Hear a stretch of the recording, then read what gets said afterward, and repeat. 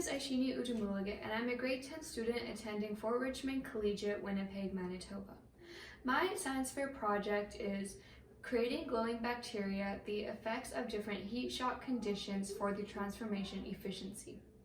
As a summary of my project, a plasmid DNA with a gene that codes for the jellyfish GFP protein and Kanamycin resistance gene was transferred into an E. coli bacteria.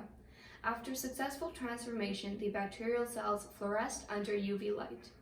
3 heat shock conditions were also tested, and their transformation efficiencies were compared to determine the optimal condition for transformation. The hypothesis for this project is that different heat shock durations will have an effect on the transformation efficiency, and the optimum condition for transformation will be provided by 30 seconds at 42 degrees Celsius for the heat shock condition.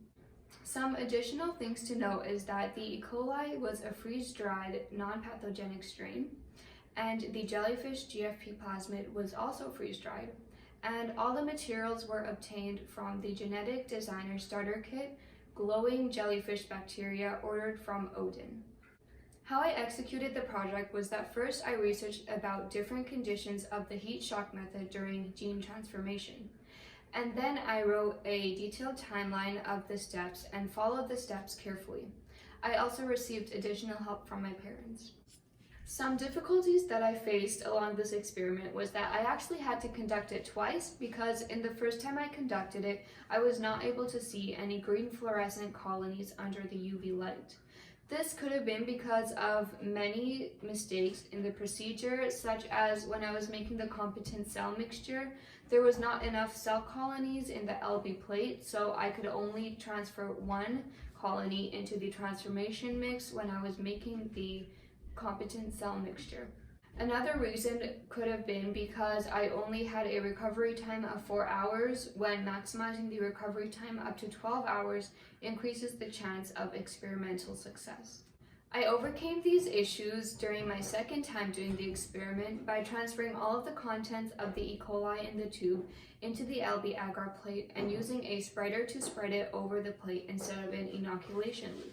By doing this, a lawn of bacteria grew over the plate, which was way more than the previous time. I also increased the recovery time of the DNA transformation up to 12 hours, whereas the first time I only did 4, and this also increased my chance of experimental success.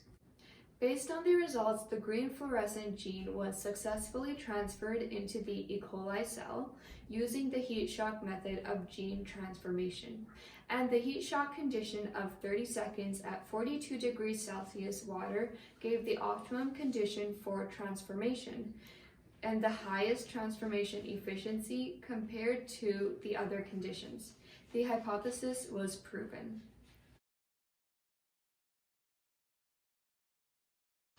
I got this idea from my parents, who both work in biotechnology and agricultural fields.